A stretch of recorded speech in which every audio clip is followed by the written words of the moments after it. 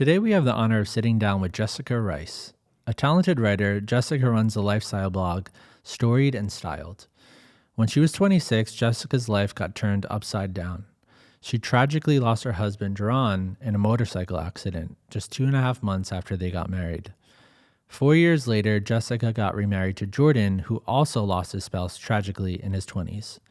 Their love story has been featured in ABC News, the Huffington Post, and the DailyMail, not to mention a video that has gone viral on YouTube. Few things are more tragic than losing a spouse instantly, especially when you're really young and you just got married.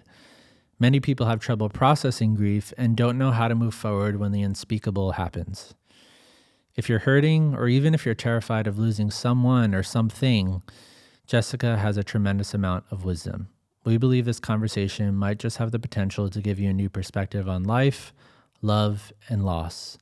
And without further ado, Jessica Rice. All right. Well, Jessica, thank you for being with us today. Thanks so much for having me. Yeah. So I wanted to start by going all the way back. So you grew up in D.C., is that right? I actually grew up in Pennsylvania, the suburbs of Philadelphia. Okay. And then I ended up going to college in the D.C. area at the University of Maryland, and I did my master's at Georgetown. But my roots are in PA. Yeah. Yeah. So how did you originally meet Jarronn? So after graduating from college, I moved to the New Jersey area. I was living in central New Jersey, working my first corporate job out of college. And my mother actually worked at that same company. And she had told me before I even came to work at that company that she had met this young man named Jarronn, that he had reached out to her. My mom had been at the company for decades, like 25 years. And this young, ambitious guy named Jarronn had reached out to her and wanted her to be one of his mentors. And she was asking me if I knew who he was. I had interned at the company prior to going to work there full time. And I was like, it kind of sounds familiar. But when I actually ended up getting to the job, I got to meet this guy. But it's kind of funny, the circumstances around it, because my mom would tell you that when she did meet Jarronn, she was thinking, man, this is the kind of guy that Jessica should be with. But she never really said that to me, never shared that with me, just kind of like tucked that away in her mind. So anyway, when he and I met working at this company, my boss and a lot of the other ladies in the company, you know, like that lunchroom chatter, they were talking about how handsome he was and how ambitious he was and all these different things, which is pretty funny. So I initially got introduced to him kind of hearing different things about him. But then we were just fellow young people. I had friends, again, who knew him. And so we connected just as friends initially, working in the same company. But it wasn't long before I realized Jarronn and I, we lived really close to each other. And so just as friends, we would hang out a lot. We were both kind of in our early 20s trying to figure out how to cook for ourselves and be full adults. And so a lot of times we would cook something and then invite the other person over to watch The Apprentice, which was in its first season, and share whatever, back, I know, way back, and share whatever food, like attempt at something delicious that we had made. And so we really just started out as friends. And it was probably about a year of us being friends and kind of doing that whole thing of, I like you and you like me, but nobody's saying anything, that we actually did start dating. Yeah. Yeah. And that was, we met in 2004 and started dating in 2005. And so what was like the whole kind of proposal story? Wow. So the proposal story was that in 2008, we had gone on a trip to Jamaica. We were visiting, I guess, in the summertime of 2008. And it's funny because before we went on that trip, I had a coworker who was asking me, oh, so like you think maybe Jarronn is going to pop the question? And that hadn't really been on my radar, that because we were going on a trip, maybe that would be a time that he would propose. But then that coworker kind of put that bug in my head. And so we're there. And we had been there for maybe a week. And I remember us being on the beach and me thinking, okay, there's been no proposal. What is going on? So you were like waiting. So I was all of a sudden now waiting and thinking like, what is going on? But I was like, you know what? It's fine. If it's supposed to happen, it will happen and it's fine. So anyway, that very night we got home to my mom's house and we were just in her living room and we were looking at photographs actually of the previous year that we had been there. And there's this incredible lookout that you just see so much of the Caribbean Sea. It's up on a mountain. And we'd been there multiple times in our trips and like been there when it was a crazy full moon, been there when it was the most outrageous sunset. So it was like a special spot. So it was a special spot. And we had tried going there during this particular trip, but it was overcast and it was just like not as great. So we were looking at pictures of the previous year of that amazing sunset and being up there and how it was just this perfect moment. And as I'm looking at the screen, I kind of turn around. My mom turns around and he's down on one knee. And he was just kind of talking about how perfect of a moment that was and how much he wanted to create more perfect moments together. And so he proposed. My mother was over the moon that she got to be there and witness the whole thing. She didn't know it was going to happen. But it happening in her house in Jamaica just was the icing on the cake for her. And so, yeah, we were just excited. Yeah. That was 2008. So what made you like fall in love with him? That's a great question. I think Jarronn was an incredibly magnetic personality. He was charming. He was funny. He was confident. He had just a zest for life. He loved food. He loved travel. He loved music. He played the saxophone or the drums, the saxophone when he was younger. He was, if you look in his high school yearbook, engaged in every single Spirit Week. Like he took it seriously and went all in. And it was kind of funny because you would think that this guy who's kind of cool would like not engage in that kind of thing, but he was full of life. And so I think what I really loved about him was just how, I guess, multidimensional he was, that he could kind of move between different circles of people and find connection with all of those different people. Yeah. And in many ways, he kind of reminded me of the best qualities of my father, my own dad. And I think I was a little bit wowed, honestly, that I could feel so strongly about a person and really not just care for them, but really be, I guess, more deeply invested in what a future and long-term relationship with a person could be. So, I mean, I guess up until that point in my 20s, I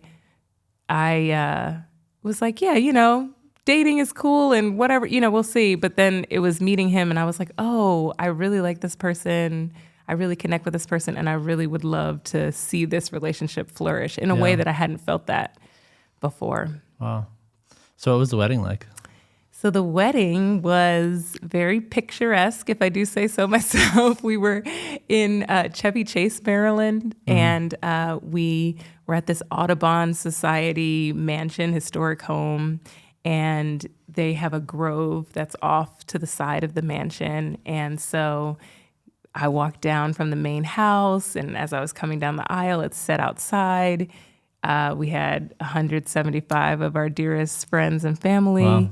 It seemed like on cue, the deer popped out from the forest to like take it all in and observe us as we recited the vows that we had written to each other. His uncle officiated, and it was just a really beautiful ceremony. I didn't get to eat the food that I had picked out, because I was just dancing, talking, all the things. And we just had people coming up to us over and over just saying how beautiful it was, how much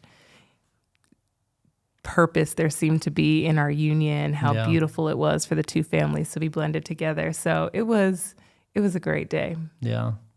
So what were those first 2 months like? Yeah, those first 2 months were great because he worked as a pharmaceutical sales rep. And so he would, drive around and call on doctors, visit different doctors, but he had a pretty flexible schedule. And I worked in DC. We lived in Maryland. I would take the train in and out of the city for our commute. But generally, he would usually be home when I would get home. And so I would come through the door and he would kind of run into view and greet me.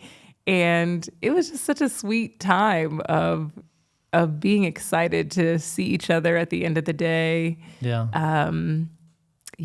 it was great. So he had a motorcycle, right? Yes, he loved riding his motorcycle. Yeah. And so you originally rode the motorcycle with him. I did, yeah. So when he and I were just friends all the way back in 2004, 2005, he told me about how much he wanted a motorcycle and that it was a dream of his that he'd always had. He loved riding his Schwinn bicycle when he was a teenager, and he could not wait to get a motorcycle as an adult. And so I knew him as he went and did his road test, his training, how he found the bike.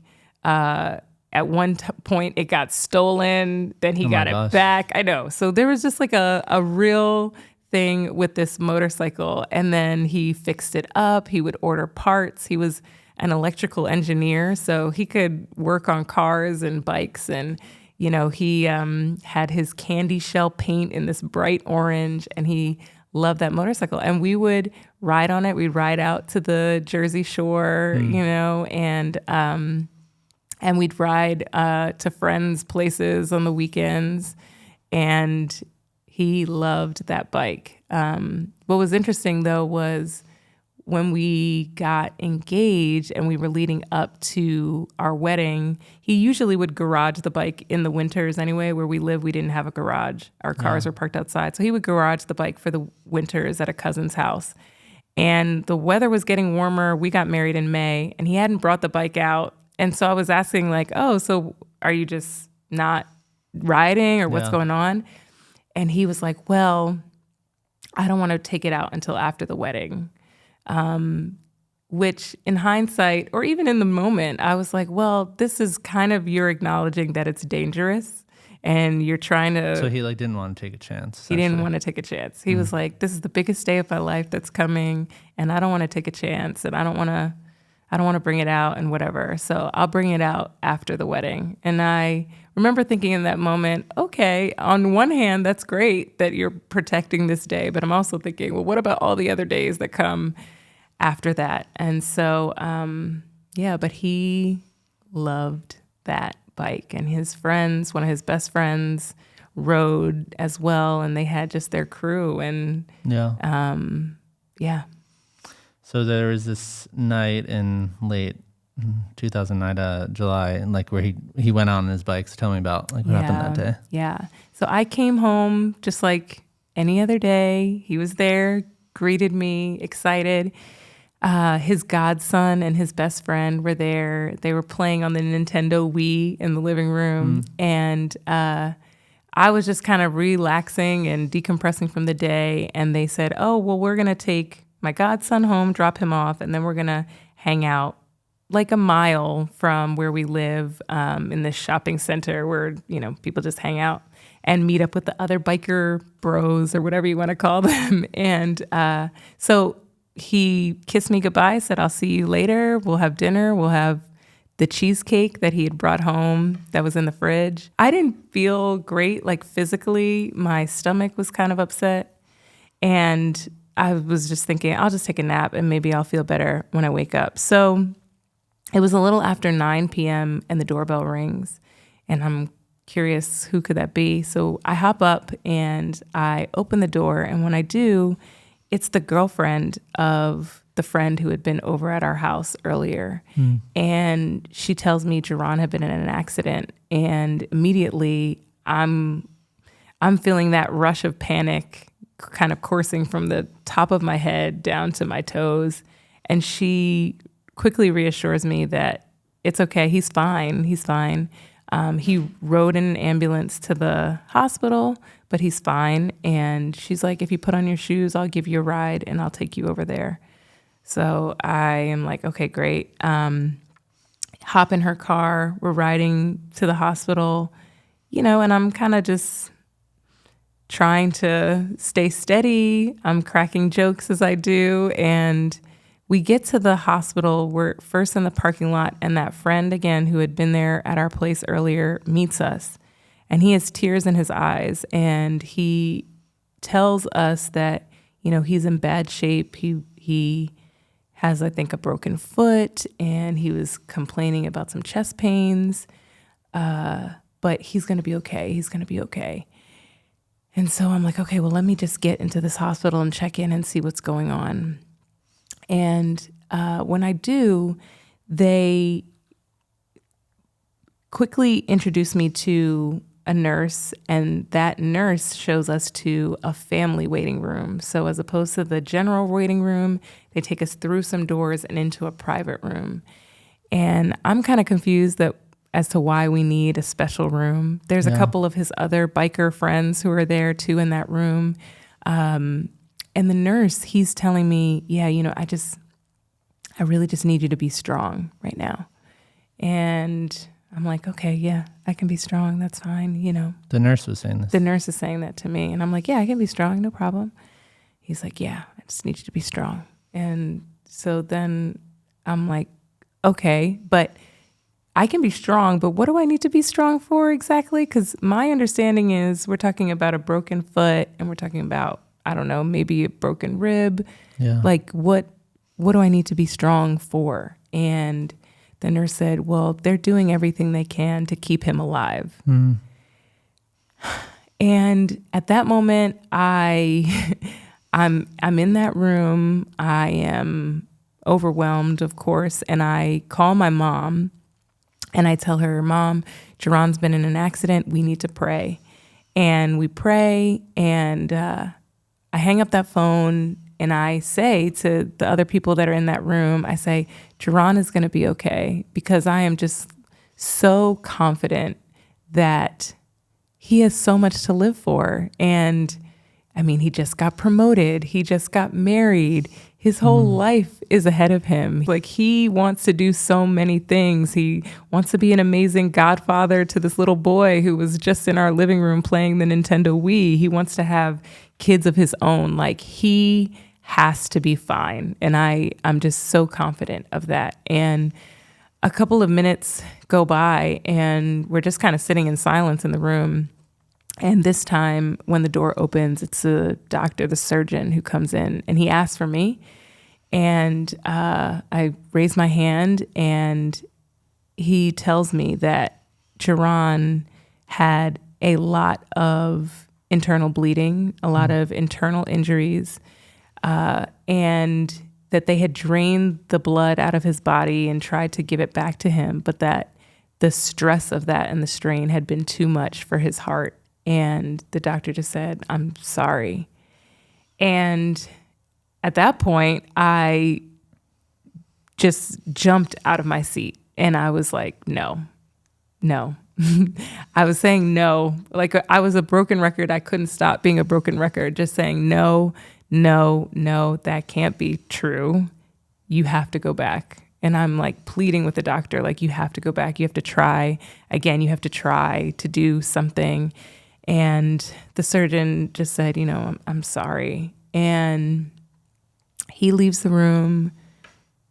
These men in this room, his friends, are covering their faces and crying. And I am just like, what is happening? And at that point, I had to make the hardest phone calls I've ever made in my life. I had to call his parents. I had to tell them. And the shock, how? And so, yeah, it's like my heart broke 2 more times. And then slowly but surely, I called some friends who came to the hospital, and his parents came to the hospital. And eventually I was even in this place of trying to decide, do I want to go back and see him? Like, I just didn't know what state he was in. I didn't know what I wanted my final memories of him to be. Yeah.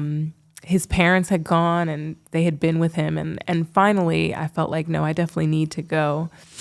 And so I went in there, and he looked like he was sleeping. I mean, he looked peaceful, but I also just had this overwhelming sense as I was standing there and looking at him that both he and I, the best way I can describe it, were communing at the same time and being like, how in the world did we get here? Like, what is happening? Yeah. And so eventually, I mean, more people were showing up at the hospital, and I had to leave. I had to leave the hospital. I had to go home. And I was 26 years old and widowed. And it just felt like everything had shattered. Yeah. Yeah, I'm so sorry. How long were you married for at that point? We had only been married for 2.5 months. Yeah.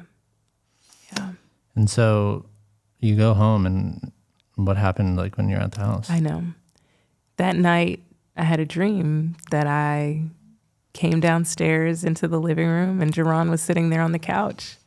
And I said, oh my God, you're here. You know, like, we thought you died last night, but you're here. This is just amazing. And then I woke up from that dream and realized, no, that is not reality. You know, this is. And my mom arrived. She had driven down from New Jersey, and my father arrived. He drove up from Virginia, where he was living. And I mean, the next few days in some ways are a blur. I remember, in some ways I only remember this because I have looked at photos of this. Like, we had a vigil with a lot of friends for him close to where his accident had happened. There was just always people at the house. There was trying to find a location where we could have a memorial service and figure out when that was going to happen. There was moments of me just not being able to eat. I think I lost 10 pounds in a few days. And there were even tense moments of really trying to, navigate how to make sense of it all as a family. Like, me, what I believed about the world and faith and our relationship, and Jarronn, his parents having their own experience, his brother having their experience, aunts and uncles of his. And so it was a lot. It was a lot of trying to figure it all out. And there were moments of tremendous sadness, a lot of tears. And then there were also flashes in that first week of moments of hope and clarity. Like, I would be there at the dining table trying to pull together documents and figure out things for life insurance and all kinds of things. And I would just have this overwhelming sense of, this is crazy, but you are going to be okay, Jessica.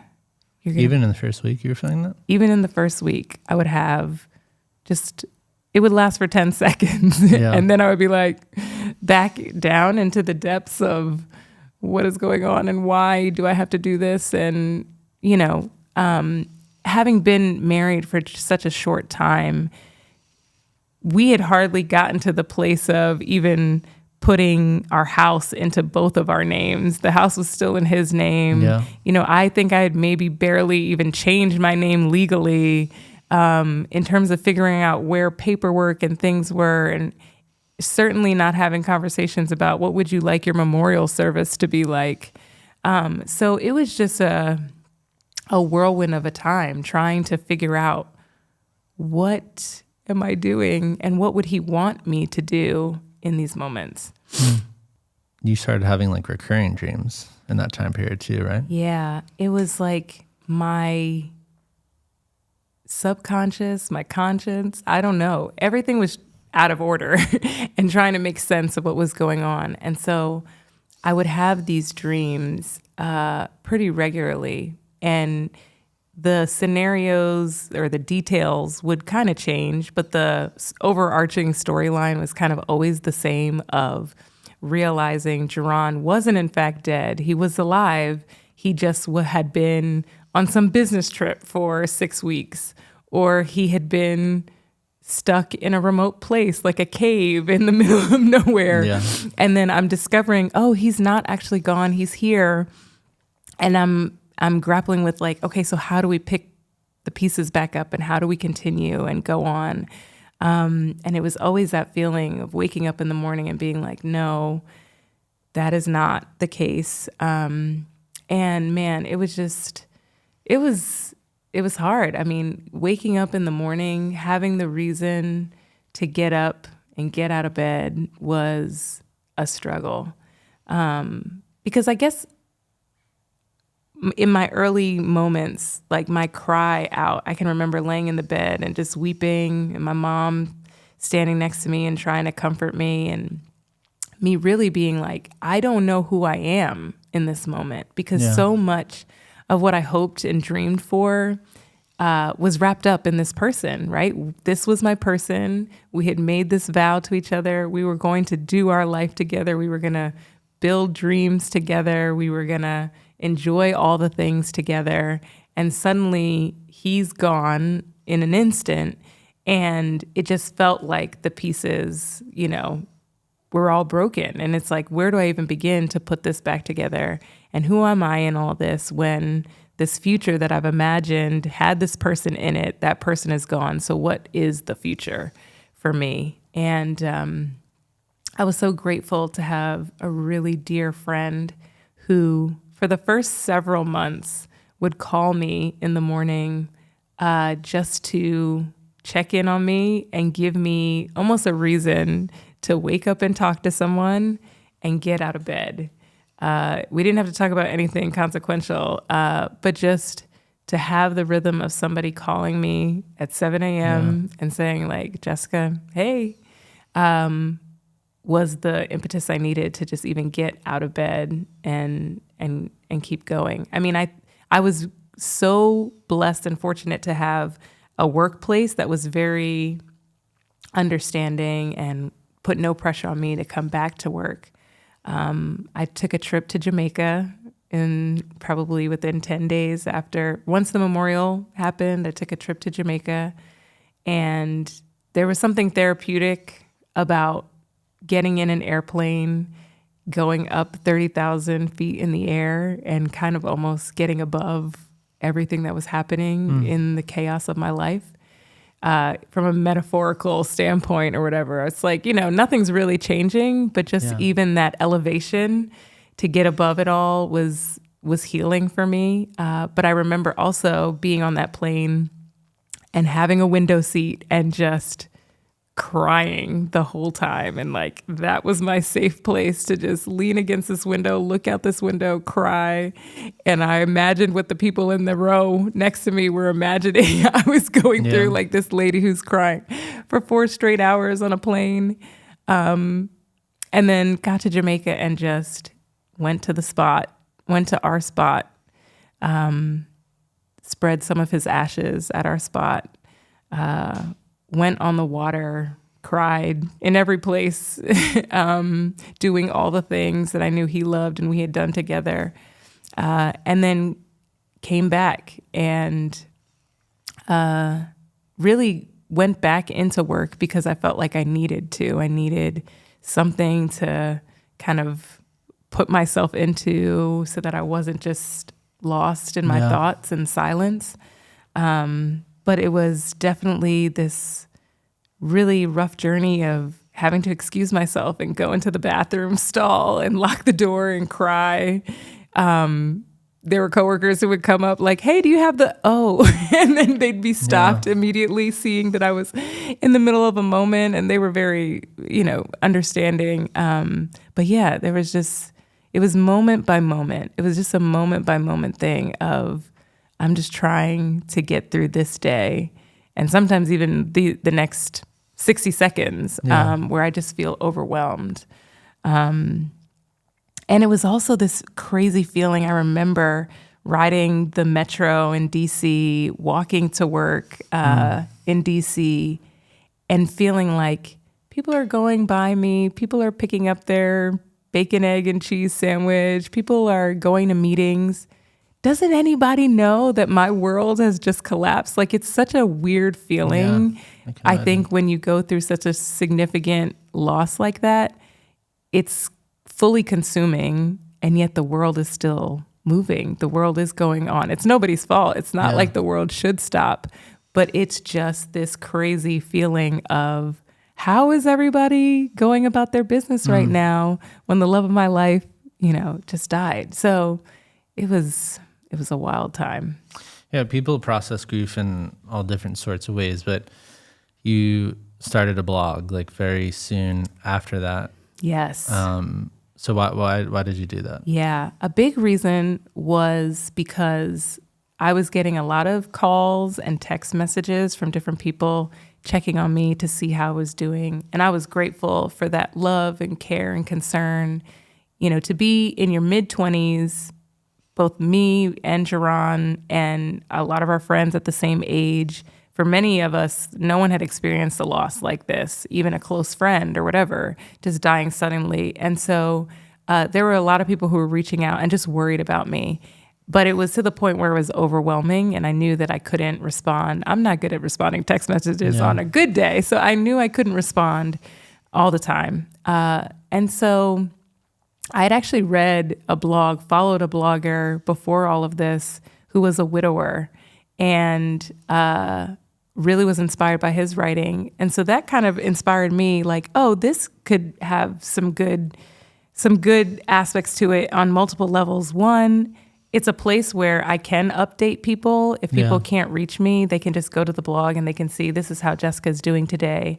But I've always liked writing as well. And I was feeling like I just had so much swirling around in my head, and I needed an outlet to get that out. And so what writing on the blog did was it forced me to kind of pluck one idea out of my brain and sit with it and process it a little bit and put it out there and not try to sugarcoat anything. I really tried to be clear from the jump that this was not going to be a space where I wrapped up every blog with but everything is going to be okay, or but this is the good thing. It might just be the bad thing. It might just be the fact that I went to pick up the dry cleaning and the woman who loved Jarronn asked, "Where's your husband? I haven't seen him." And I had to tell her that he had died. And, just like the sadness of those moments.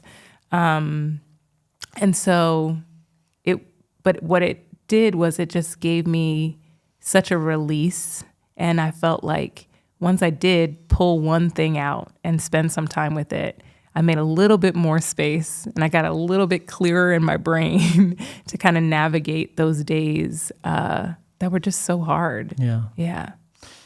So why do you feel like for a lot of people who are grieving, it almost feels just intuitive to kind of try to stuff your emotions? What would you say? Like, because it seemed like you had like kind of more of an opposite outlet to that.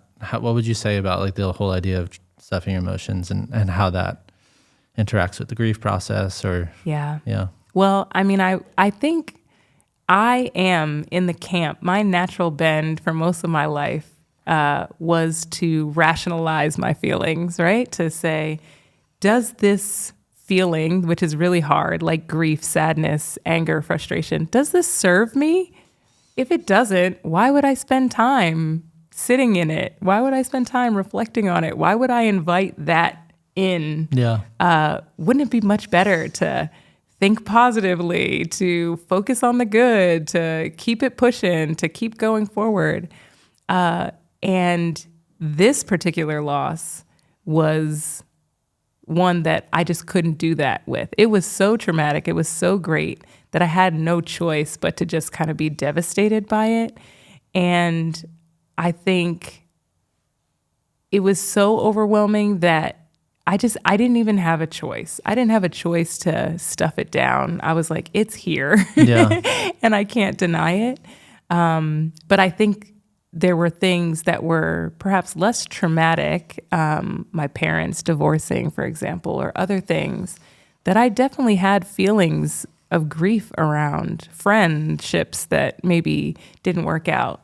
And those, for sure, my tendency was just to say, well, yes, there might be grief, but if it's not going to serve me, I think we tend to compartmentalize and assign value to our emotions a lot of times. Yeah. And those things that are difficult, again, it's not that they're good or bad. It's just more so that they're challenging. But a feeling, whether it's a happy emotion or a sad emotion, is just a feeling.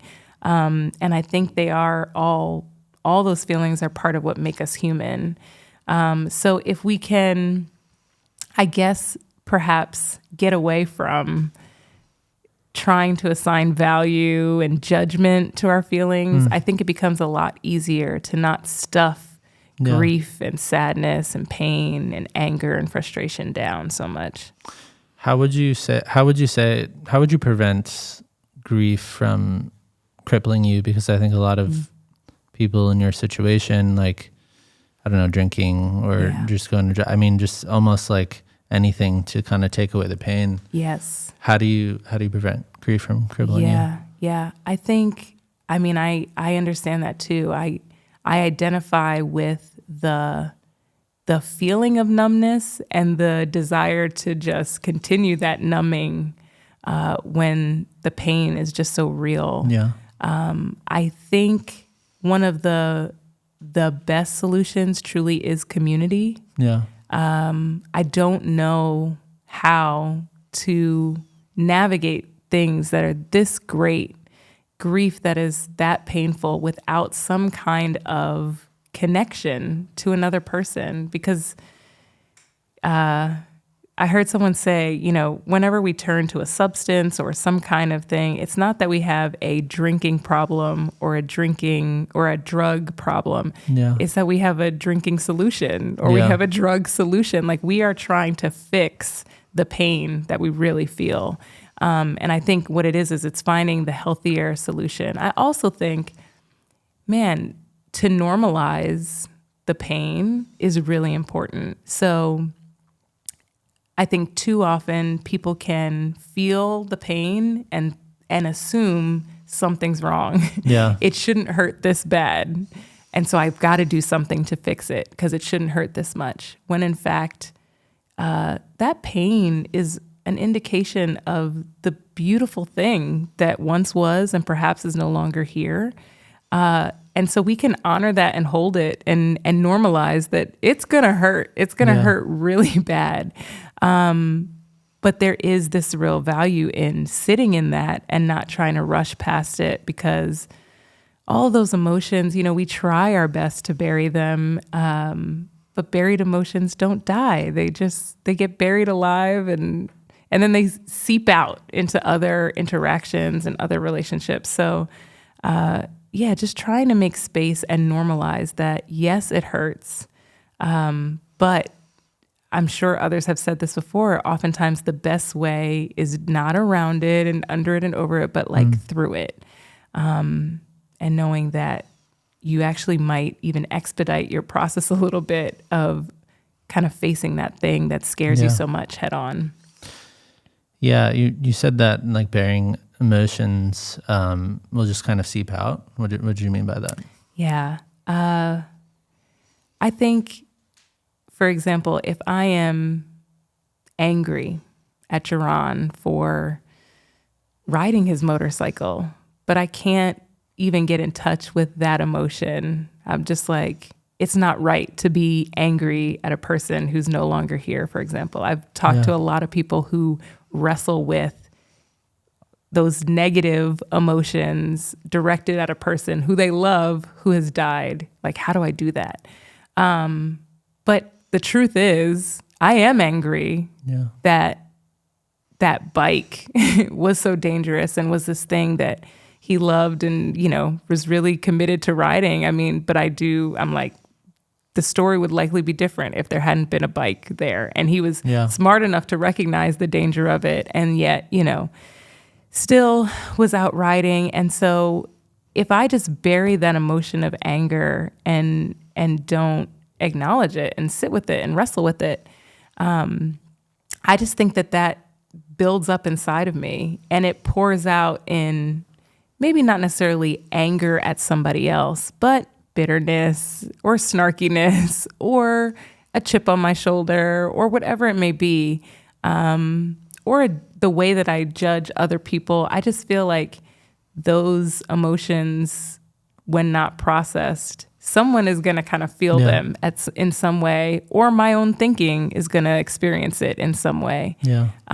So the better thing is to look at that, put a magnifying glass to it and say, it's okay to be angry, and to make space too for the range of emotions that we feel, that I can still deeply honor and cherish Jarronn and who he was, and also reconcile with that, like, he wasn't a perfect person, and there are things that I'm also upset about, you know? Yeah. If anything, I'm just living more in reality when I do that. It's not that I'm dishonoring who he was or how special he was to me. Yeah. You wrote in the blog, I often wish I could just jump out of my body and jump out of my life. I don't ever seem to get my wish. How long did that type of feeling last? It was probably very acute in the first couple of months. And then I think I would just have flashes of that throughout the first year, but maybe kind of tapering or coming in waves at different times.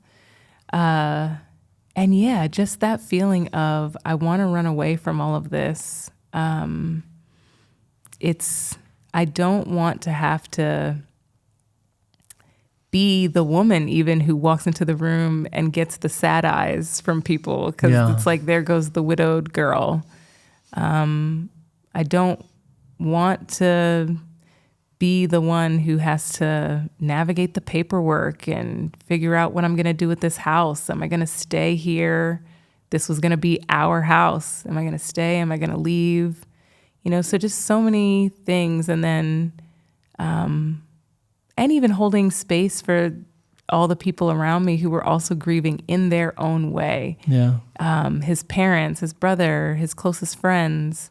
I think more than any other season of life, I was presented with a whole bunch of things that I did not want to do, but I had to do. And the result was just feeling like, can I run away from it all? Because there's so much. Yeah, you wrote a whole post on this idea of like when nothing helps. And so the idea that sometimes when you're grieving, you might get strength from hearing other people's stories. Then there's other times when you're just like completely like numb and like literally nothing helps. And so, yeah, what would you say about like the acceptance of those moments, that like there isn't always going to be some sort of, I don't know, comfort in the grief? Yeah. I think probably when I was even writing that in that moment, it was a little liberating, and it was a little empowering for me to teach other people about what I was going through, because I felt like there were so many attempts, which were all well-meaning, to comfort me, and there were the words of encouragement. But I just also wanted to underscore for people, sometimes words are not enough. And sometimes this is just really hard. I just thought I found it to be, like I said, liberating for us all to recognize our limitations when something really bad has happened. Yeah. We are such fixers, and we love a solution, and we love a bow to tie around things, and we love finding meaning in every single situation, and sometimes those things are just not there. Yeah. And I think we would all do well to embrace those moments of mystery, of cloudiness, of lack of definition and real form and shape, and just be like, I will do my best to comfort someone, of course. This is not to say like, don't try to comfort the friend who's grieving, because sometimes things just won't help. Absolutely comfort the person who's grieving, but also recognize that that person has a journey to go on their own, a wrestling to go on their own, and sometimes words will fail. Sometimes, that person, even though they got the gift basket or the fruit basket or whatever, will still be crying on the bathroom floor that night. And that's okay. It's the tension of it all. Yeah, it makes me think of, I think even when that we have right brain, left brain, and both of those things go together, even kind of what neuroscience has revealed about that, but just the kind of reason, logical side, and then you have the kind of emotional side as well, and it's kind of like a dance between those two things. And I think a lot of people, when they see someone, well, first of all, it's like when you're going through grief, you don't really know what to do, but then when you see somebody else going through grief, you don't know what to do with them. And so what would you say about how to help somebody walk through that process? Ooh, yeah. It is such a hard thing to be present to a person who is in the depths of grief.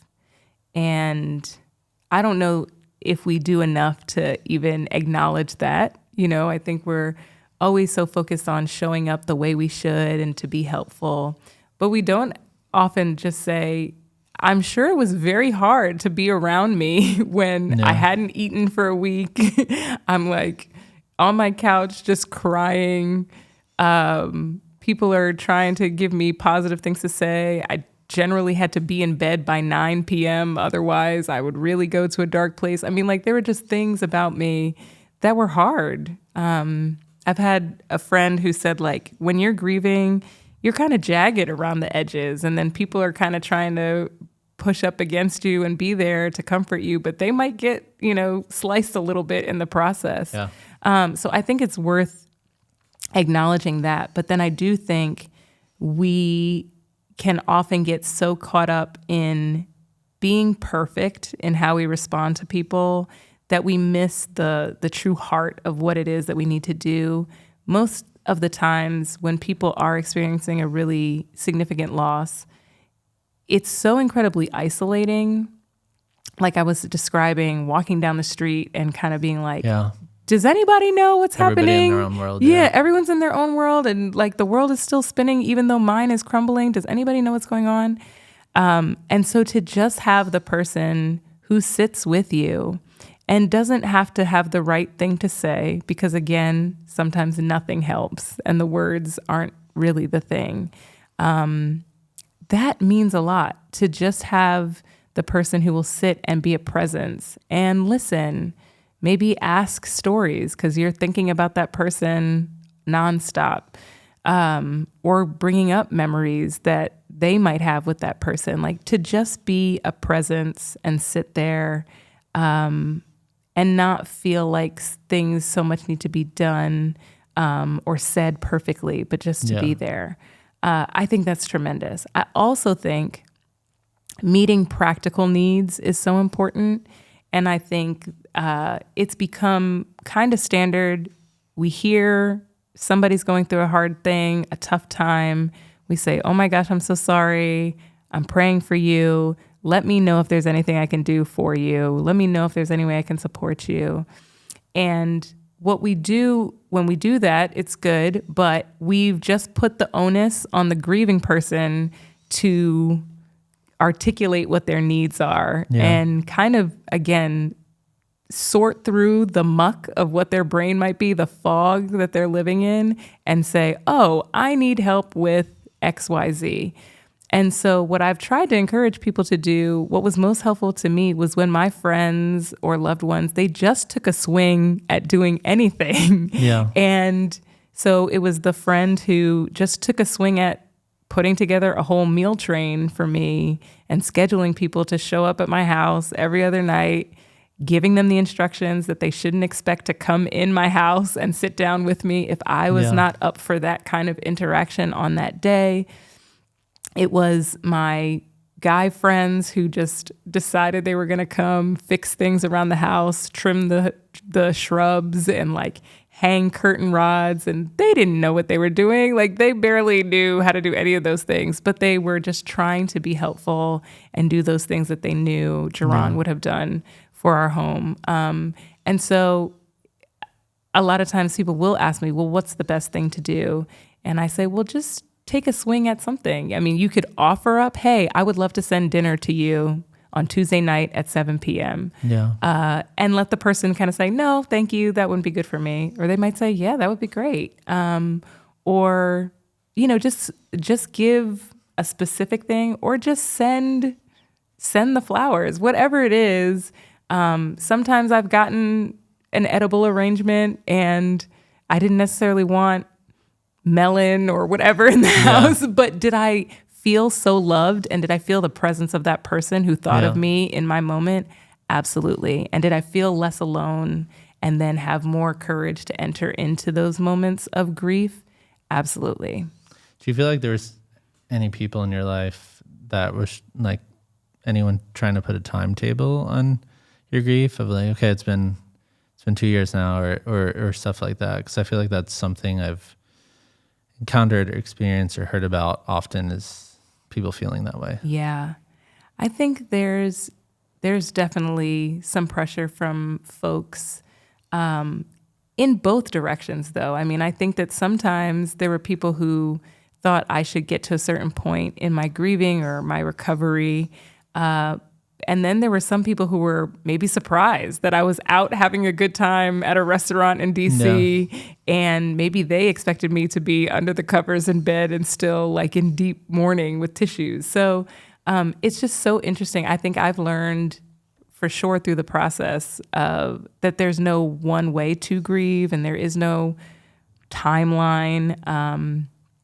And I, for myself, felt like there are these moments where I am incredibly sad. There are moments where I am experiencing joy because I got to catch up with a friend, or, a family member had a baby. And do I want to stuff those emotions down too? No, I want to lean fully into both things, and both things can coexist. So I think I really tried to tell myself, if you feel happy, Jessica, if you want to feel happy in this moment, you can feel happy.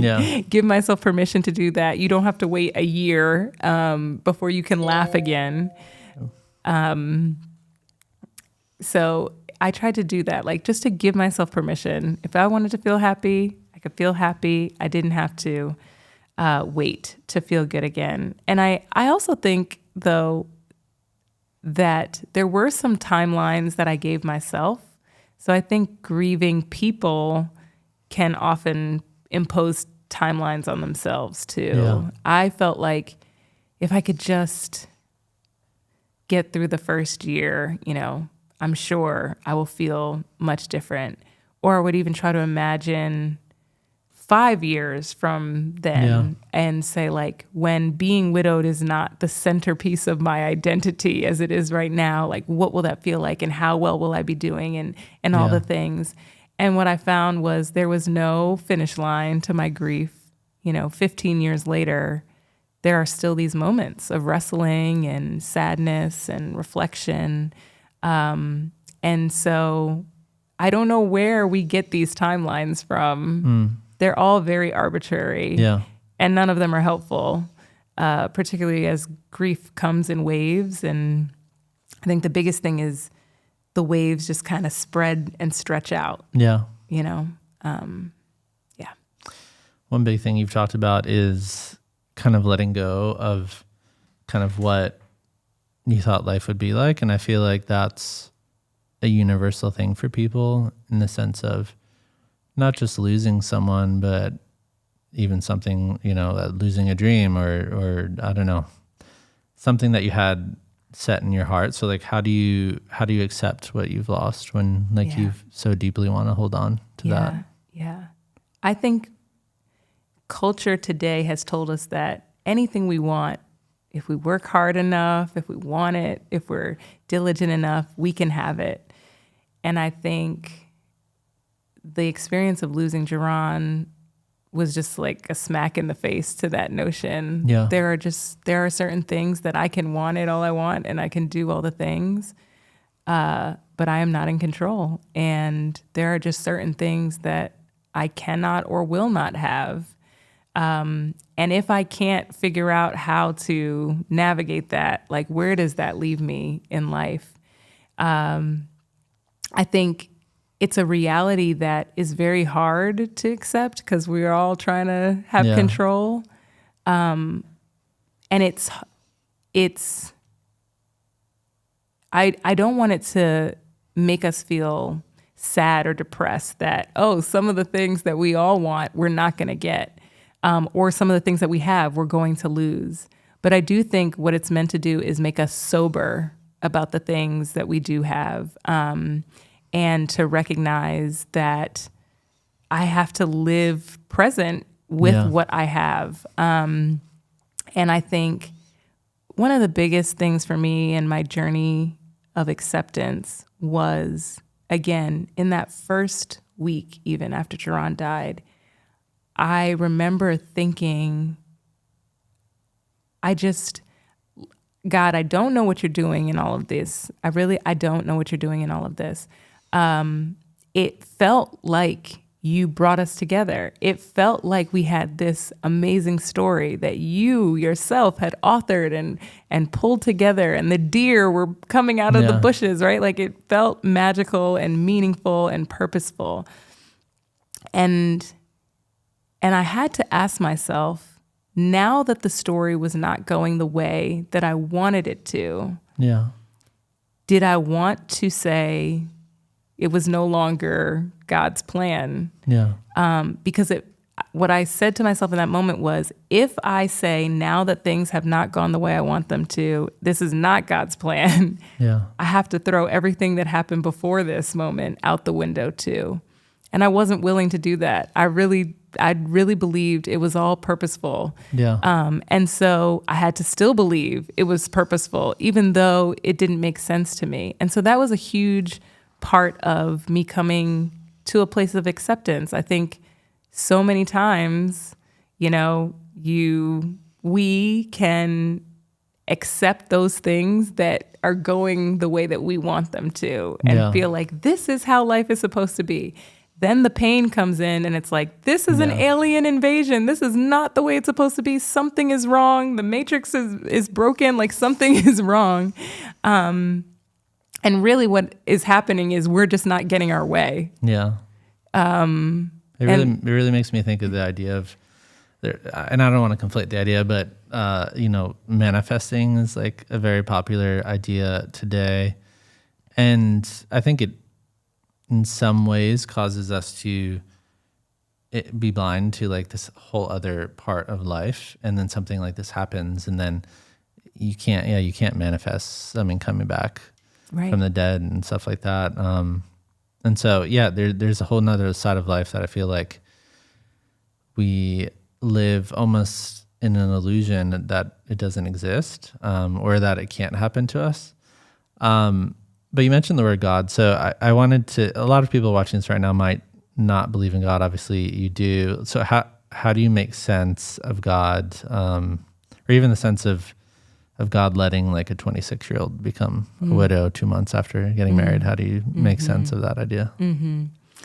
Man, well, first, I think the tendency for anyone who does believe in God, a higher power, I think, or maybe even not, I think when bad things, what we call bad, what painful things happen to us, I think our tendency is to ask why. Again, we're always kind of leaning into a reason. I guess maybe that's the left side of the brain. Why is this happening? And what I found in my journey was why was not a very helpful question. And honestly, when I think about it, even if God had downloaded some deep revelation about why Jarronn, a 26-year-old, he was 29, I was 26, a 29-year-old had to die, I don't know that I would have been satisfied with the answer. So I I stopped asking why. But what I do think is important is to ask to what end, or what perhaps could be produced from or come from this experience. And so some of those things that have come from my grief has been a deeper presence, like a deeper kind of abiding in, this is the moment that I have, and this is the time I have, and I'm going to try my best to be right here, not in the future, not in the past, but right here. It has been a greater sense of humility, that I am not as in control, nor am I the center of the universe as I might have thought.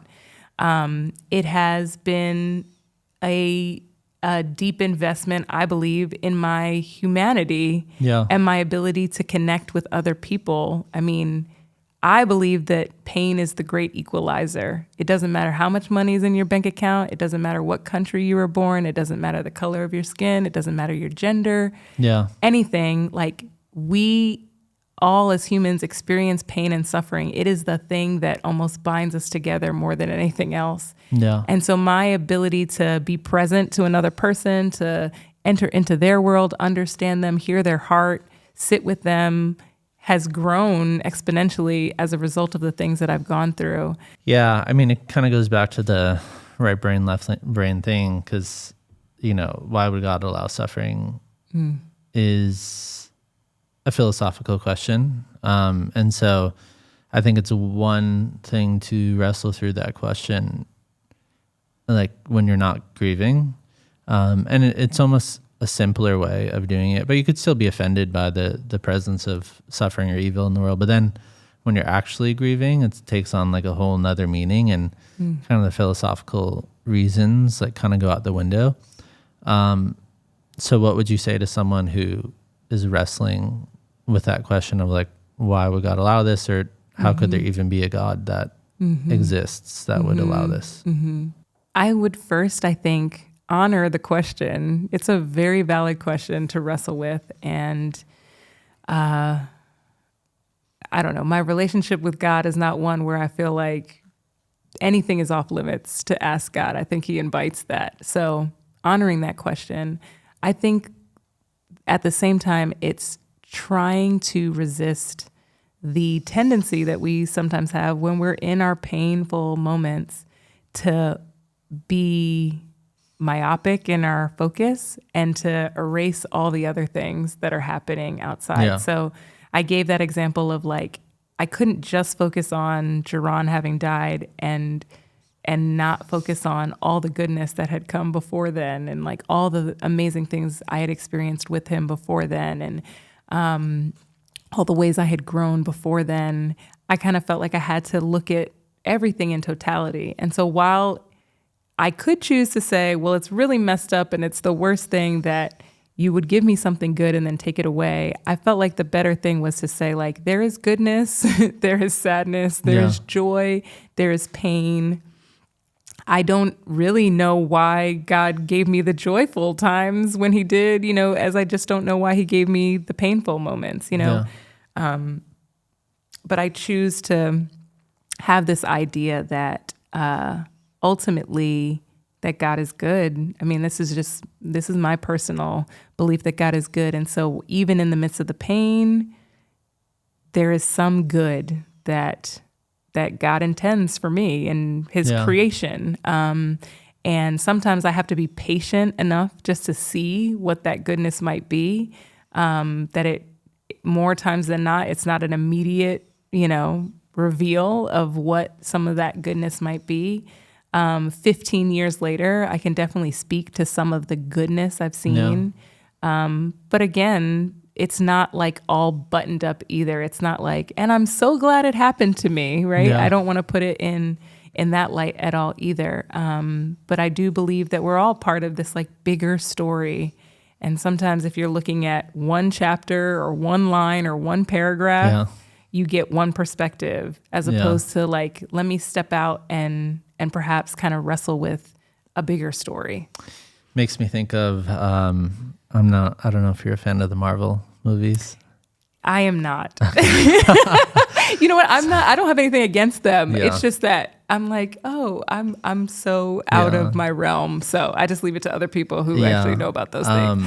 And so, yeah, the Marvel Cinematic Universe have had all these phases of movies that all like connect to each other. And leading up to kind of the biggest film they've ever done, which is Avengers Endgame, there's this like moment where one of the superheroes, Doctor Strange, he's like able to, I guess, kind of see into the future and like these basically like 14 trillion different possibilities of how things could go. And he realizes that there's only like one way for the universe to be saved in kind of that final film. And yeah, just kind of put things in perspective. I've always watched that movie and I was like, oh wow, that's interesting to think about, is kind of a intelligent being or creator holding the weight or the possibilities of kind of trillions of scenarios and how all of our stories weave together. And I think from our limited human mind, like, I mean, we only experience the world through ourselves. Yep. And so it's almost a little bit irrational to kind of argue that we would know a better path. But again, even if you're in the midst of that grieving, like that philosophical paradigm doesn't really matter. Right. But I think one thing you've talked about a lot is you wrote blog posts on ungrateful days, on gratitude for what you do have, and then this other idea of the paradox of grief, which I think you wrote a follow-up blog post to that because people didn't understand how to apply that practically. Is like you had time with Jarronn, like you were blessed with that to begin with, and it's not like you didn't love to begin with and like have that person. And so that in itself is a gift, but that we completely overlook. So how do you apply the paradox of grief? Yes. I think it might have been one of these Marvel shows or one of these superhero shows. There was some quote I saw tons of people posting on social media about like pain or grief being some kind of nod to the person that you love or something, the connection between grief and love. Yeah. I'm butchering it, but people who watch that stuff will know what I'm talking about probably. Anyway, I do find that the grief points to something. And yeah, I really did just find this place of moving even from grief to gratitude that I was able to frame and see. It took time, but like to go from I'm really missing this thing, I don't know how I'm going to live without this person, this relationship, to wow, but how grateful I am that I experienced that. How grateful I am that I experienced that thing that I know some people have never experienced. And so I do think that this paradox of grief is one where you do have to kind of stop for a moment and say the thing that was lost pointed to something. You know, my father passed away 4 years ago, and I miss him deeply. You know, anyone who's lost a parent, that's like a significant loss. But I try to kind of, and that relationship was far more complicated than mine with Jarronn.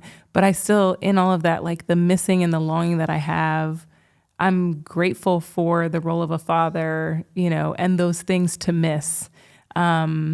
Because, man, they've helped shape me. They were like, they helped impart love into me, you know, do so many key things that I don't want to let go of, even as I acknowledge the parts that hurt. I want to, you know, spend time acknowledging those parts that were really good too. Yeah. And I imagine part of your kind of spiritual belief, obviously, is that this is not the end. So right. How does that factor into your whole grieving process? Yeah. Yeah, I again, I think, have seen my life as temporal and really as a thing to steward. And in many ways, like even losing Jarronn, it gave me this new opportunity to kind of carry on his legacy and think more thoughtfully about the kind of life I wanted to live. Yeah.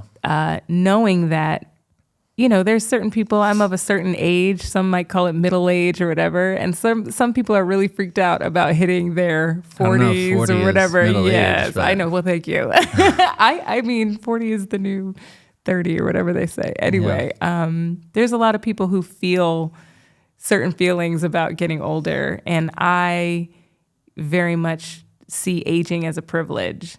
And so anyway, I see this time that I have as a gift and temporal and something to steward. And I want to live the very best story that I can while I have the time to do so. Yeah. And I do believe that, again, that idea of eternity helps me zoom out. It's that going in the airplane 30,000 feet up above and really saying, man, I mean, and literally being up there in the sky and seeing the world, and seeing the little dots on the ground and like the lives that are represented down below, knowing that I am just a dot in the midst of all of that. Yeah. That there is just something so much deeper and greater and beyond. And my grief for Jarronn, I think, has just been soothed by that as well. I mean,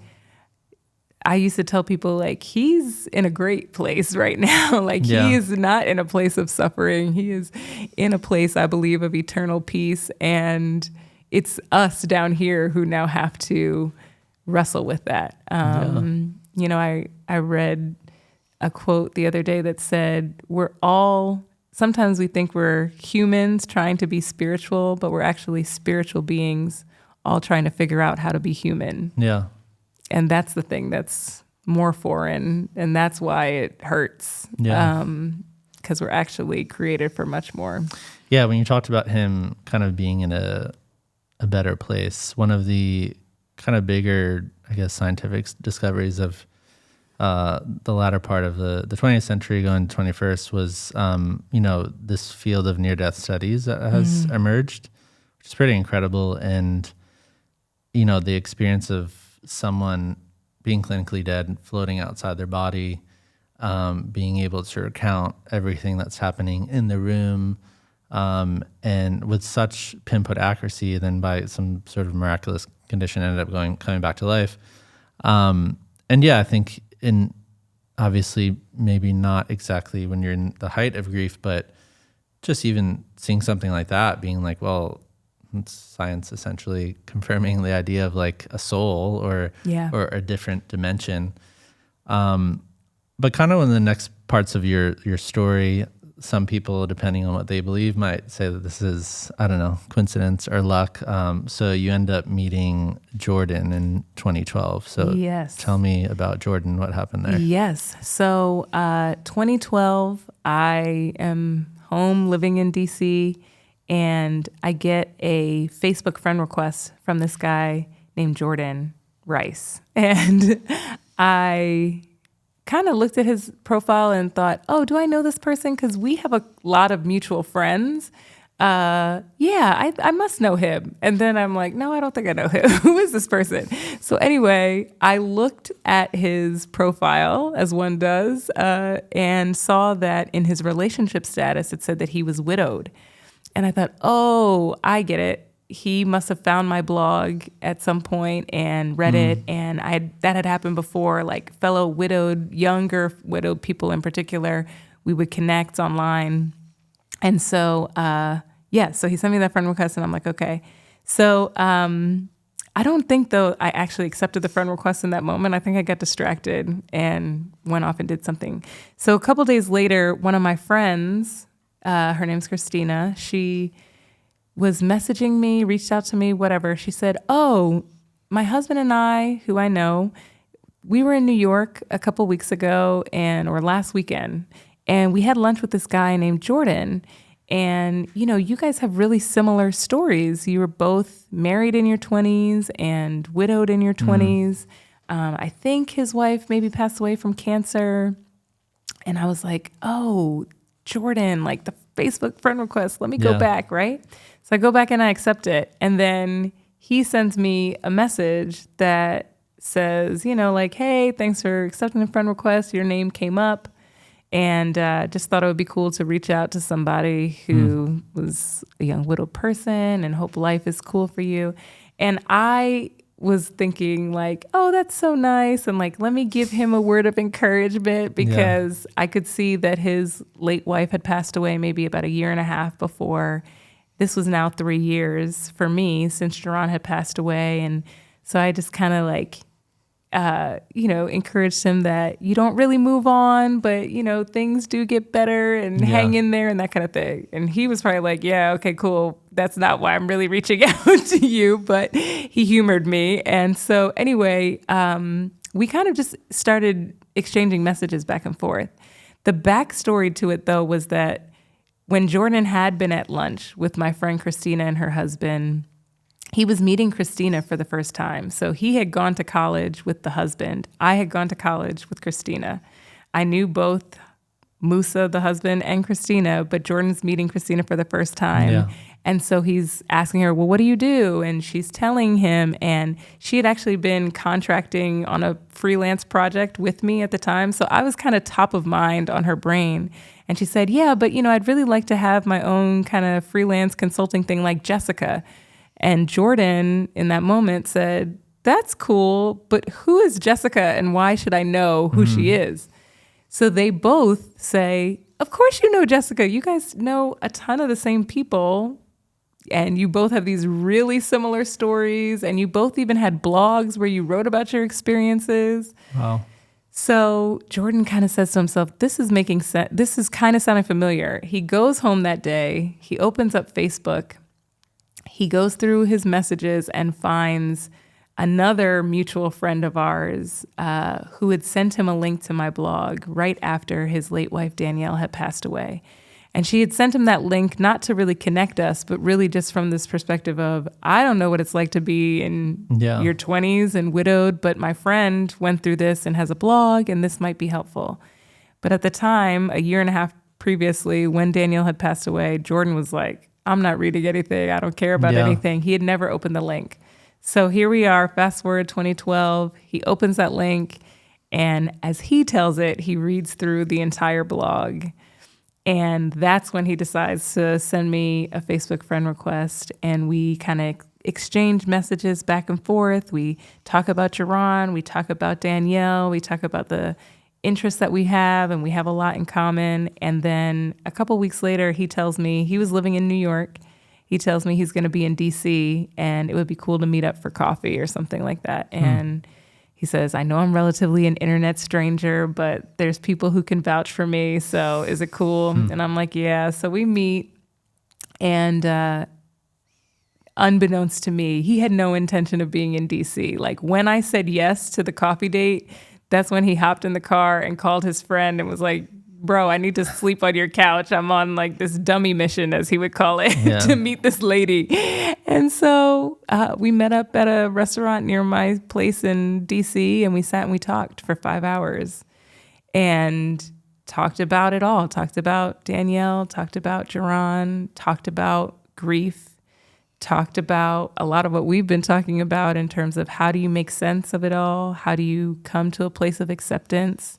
How do you come to see it all as a gift? Not the pain, but just like what I have as a gift. And I'll be grateful for whatever it is that I have. I'll be present with whatever it is that I have. And kind of coming to the ends of ourselves because of that grief. And he had a different story because his late wife was diagnosed with an extremely rare form of cancer. Yeah. And so he had that different experience of having to care for her and see her succumb to that illness, whereas I had the kind of immediate shock. And so we kind of compared notes about all those things. We shed tears listening to each other share those stories. That's interesting on a first date. On a first date. Yeah. Super light. And and then we hung out again the next day and talked for another 6 hours. And it just, I left that second conversation truly being blown away, because I can't even fully articulate what happened in the moment, but in us just talking about some random thing, I just felt this intense connection to Jarronn, and I couldn't quite understand it, but I was like, wow, this is amazing. And I just kind of felt like we were finishing each other's sentences with the words that we were using, and it was just, it was kind of next level. And so, yes, it was fast forward ahead from there. Yeah. Yes. Yeah, that's so interesting, because I imagine, like, you're obviously a few years like into your grieving process, but dating in general, I think, would probably be very hard.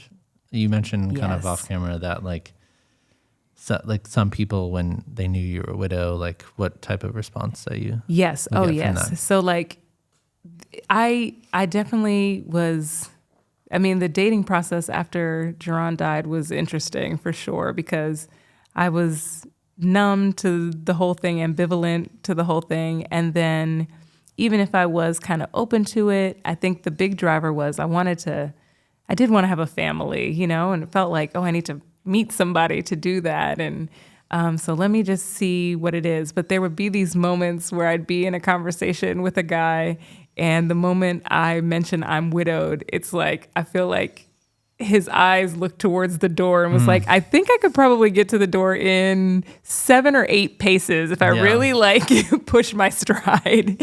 And I think what that was more than anything was people were really not wanting to feel in competition with somebody else. Yeah. I get that. I feel like it's unfair to a person in my circumstances, but I could understand like what the hesitation was for people there. So I had those moments, and then I even just had moments of trying to figure out, well, what would I want if I were to be in a relationship with someone else? I think most of us who approach dating, you go on dates, you meet different people, and every interaction you're having, you are assessing that person and saying, I like this about this person, I like that about that person, and we're kind of building an archetype of this is the kind of person I want to be in a relationship with based on all these experiences or what I've seen in my family, whatever it may be. Where I found myself when I was widowed was, well, now I have to go backwards. I have to deconstruct. Yeah. So because the archetype has a name, a smile, a laugh, a shoe size, a favorite food, all these different things. He is a person. Like, he was the ideal. He was it. And so now I have to go backwards and say, but what was it about Jarronn that I would want if I were to be in a relationship? Like, what are the qualities that I'm looking for? And I can't be so tied to the specifics of who he was as a person. I have to really just kind of get clear about what it was that drew me to him. And so, so the dating process was just really fascinating, but also it was hard to navigate because I often didn't know if I had a hesitation about a person. Was it that I was comparing them to Jarronn? Was it that my grief was kind of clouding my discernment? Or was it that maybe it wasn't the right fit? And so really having to kind of comb through and get in touch with, what is it that I'm doing? You know? So. Yeah, I mean, and the ability of you and Jarronn to hold each other's grief is kind of remarkable. I mean, the other day you shared a story about visiting Danielle's grave. Yeah. You want to share that again? Yeah. I mean, so from the moment we first met in person, being able to share each other's stories and shed tears, like really to feel the weight and the pain of what everybody in our foursome kind of experienced in those moments was so unique. And then the December, right after we met, a couple months later, Danielle's birthday had come around, and Jordan has this tradition of visiting her gravesite on her birthday. And so I had been visiting him in New York that weekend when her birthday came around, and we drove to her gravesite, and I waited in the car as he got out. It was cold and windy and snowing, and he was trying to find her gravesite because the snow had kind of covered over a lot of them, and he's kind of brushing them aside and brushing the snow off. And he was there. It was like he had all of his grief in the moment, and then there's this whipping bitter cold kind of coming at him to just kind of elevate all of that. And yeah, he was there just crying, and I just felt all of that for him, but I didn't feel at all threatened by that. So he got into the car, and, you know, I didn't, again, have to say the right thing. Yeah. I mean, I asked him how he was feeling, and he shared some more with me. But I was able to just sit with him and give him space for that moment. And I think that that's been the pattern of our relationship ever since, you know, of just being able to hold space for each other. And he is always so good at saying, when people ask him, like, you don't feel weird if Jessica's sad about Jarronn or whatever? Yeah. And he's like, well, let's think about it for a moment. How would it be if she loses her best friend, the person she cares about more than anybody, and then just never talks about that person? Yeah. You know, is that the kind of person I even want to be in a relationship with or married to? Like, it's a beautiful thing that she grieves that person and cares so much for that person who meant so much. And so it's really been a sweet grace, honestly, that we have in each other to understand what it means to not wish that we were married to Danielle and Jarronn, but to understand what it is to grieve the loss of both of them. So Danielle and Jarronn still come up in conversation, right? Yeah, they do. You know, I think a lot of it for both of us is just imagining what they might have been like or what they would have enjoyed. Danielle, her 40th birthday was just a couple weeks ago. And so even she was a big birthday person. And so on our family group chat, we were all, I mean, I was listening, but everyone was just talking about how she would have made it a month-long celebration. So it's moments like that. And then sending pictures around of her holding our now 14-year-old niece when she was a baby. And just really thinking about, how she would have enjoyed that moment, how she would have made everybody celebrate her, and smiling and thinking about that. But then, I mean, so much of it too, so much of Jordan's story in particular, all of that was happening here in New York City. So it's going past the hospital where she spent many months, or where doctor's visits were, or any kind of, I remember when we did this or ate this meal at this place. All those things can trigger memories. And we really enjoy hearing those from each other. We feel like it gives us a window to get to know Jarronn and Danielle better. And yeah, it's nice. It's nice to have the space to kind of share those moments with each other. Yeah, it makes me think of, I think the word moving on can be triggersome for people. Yes. Not just losing a spouse, but, a parent, especially a child. What would you say about that? The idea of moving on. What does that mean? Yes, I hate that phrase too. Yeah. Yeah, I hate that phrase of moving on, because I guess it just feels like you're saying you left the thing behind. Moving on feels like, I don't know. Yeah, if I move on to a new apartment and I leave the old one behind. Yeah. But these pivotal relationships, these defining relationships, you don't move on from them. And, if anything, you're carrying those people, I believe, with you. There's so many things I wanted to do with Jarronn. And I remember having this moment being on vacation in the Cayman Islands and seeing this beautiful place and being on this boat and, the sun is setting. And I was very sad that he couldn't be there. But I was also like, you know what? I'm like carrying a piece of him with me. And so part of me carrying on his legacy is like, in a sense, he's going to like experience these things through me. Like I carry him with me and like we're doing these things, not in the same way that I imagine it would be, but I just carry a piece of him with me. There's no way that I can get around that. And it was also hard. Jordan and I also talk about when people would refer to our late spouses as our ex-spouses. That would also be triggering for us because it's like, it's not an ex. It's not like we chose to end this relationship. We had no choice in the matter.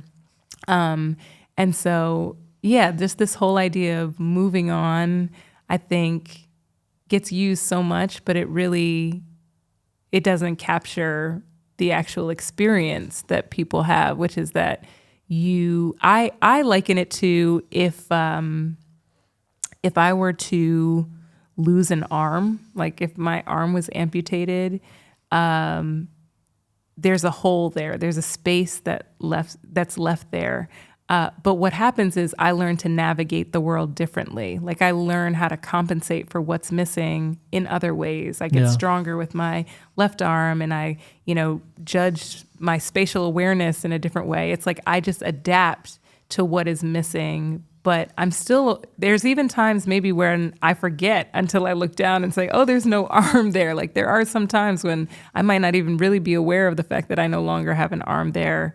Sometimes I'm very aware of that fact, whatever, but I'm kind of I've learned how to move through spaces and through life differently, but this is a reality that arm is gone. And so I think grief is a lot more like that you don't move on. It's that you are learning to navigate the world differently. I've seen a great illustration that shows a circle in a diagram, and that if grief is the circle, a lot of us think that the circle shrinks over time and that the grief gets smaller. But actually what's happening is the circles around that, the circle stays the same. The grief circle stays the same size, but there's circles being added around that. And so, there's just more life, there's more experiences, there's more things happening around that circle that never changes in size. Yeah. It just becomes less dominant, though, because of all the other things that are being built around it.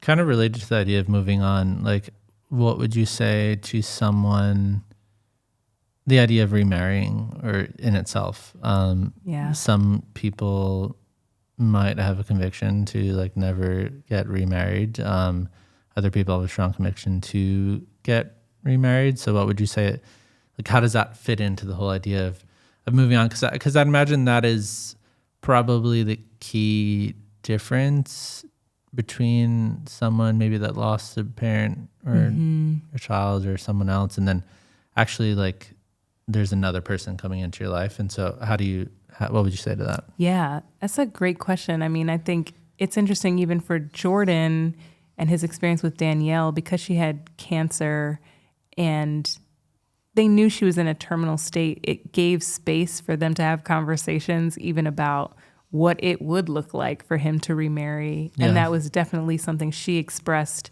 she wanted for him. She knew that he wanted to be a father. And she was like, I want you to get married. I want you to have children. And he very much felt like he had her blessing in that, like that he gave space to feel his feelings and grieve. But then when he felt ready, that he was able to kind of move into a new relationship. And then in my circumstances with Jarronn, we never had those conversations, so there was constantly this questioning of, would he be pleased if I were to marry again? Or would he be like, no, just stay single forever? And I mean, ultimately what I felt was, there's no way I could imagine him being opposed to me meeting someone who Yeah. cared for me that I cared for and building a family with that person.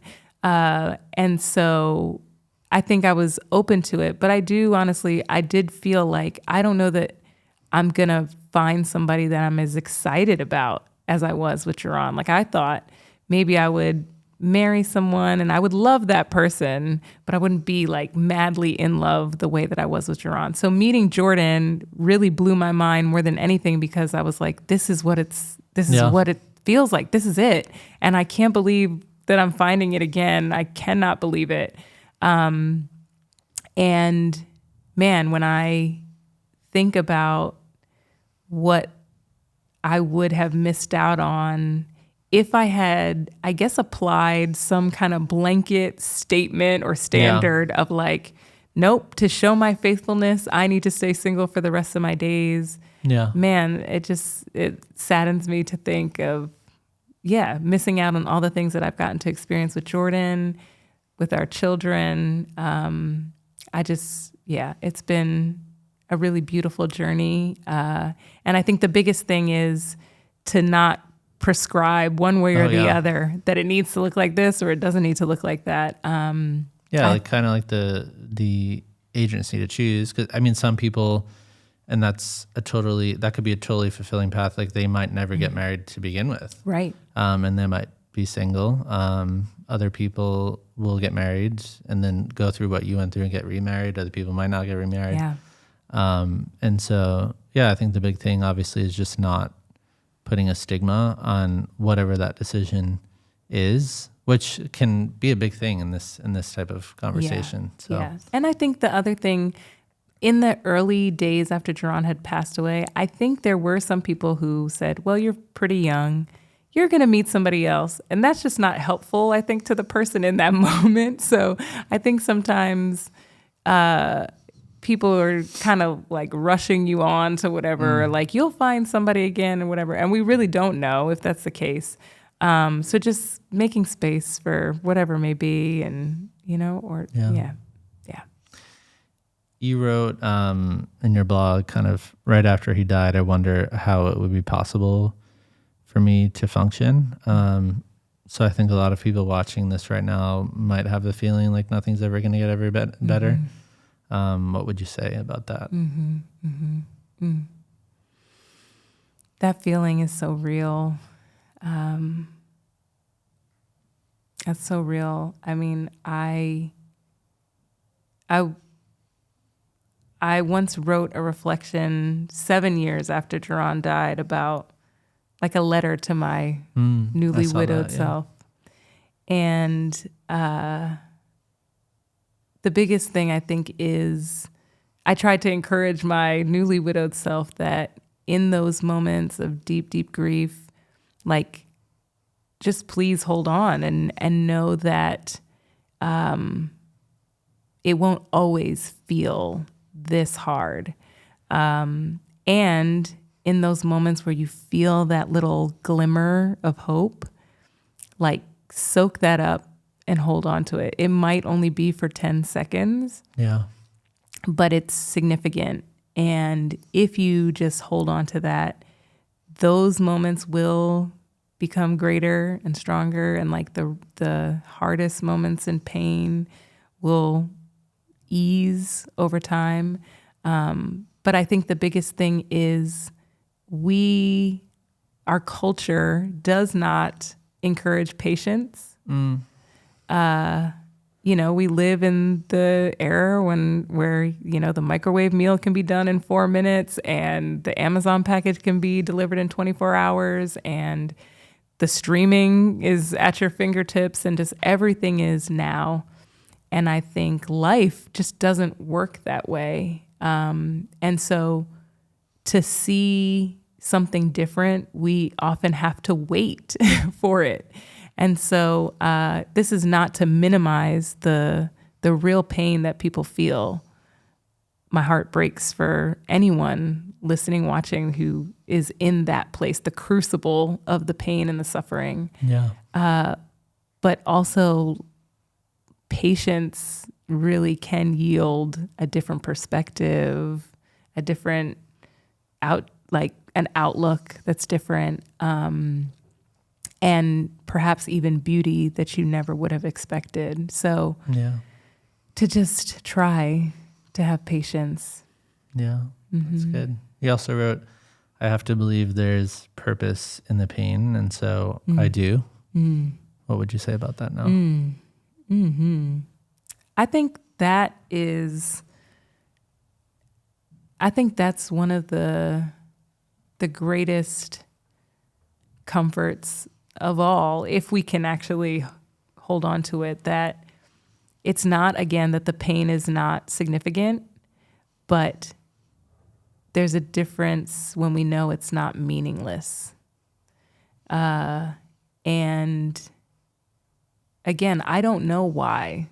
I don't know why my life has gone the way it has. The things I should have gotten as a child that I didn't get, or the trauma I've been through that I had to experience, or the losses I've had to experience, whatever. I don't know the why to those things. But I do believe that none of it is meaningless. And I've seen, again, that many of those circumstances that are the hardest have yielded something of virtue and value. Again, I'm not trying to simplify and say just there's purpose and just like it's all good. It hurts. That's one of my biggest things is like, let's not gloss over the fact that life can be really hard and it can really hurt. But I just choose to believe, and I've seen even that none of it is meaningless.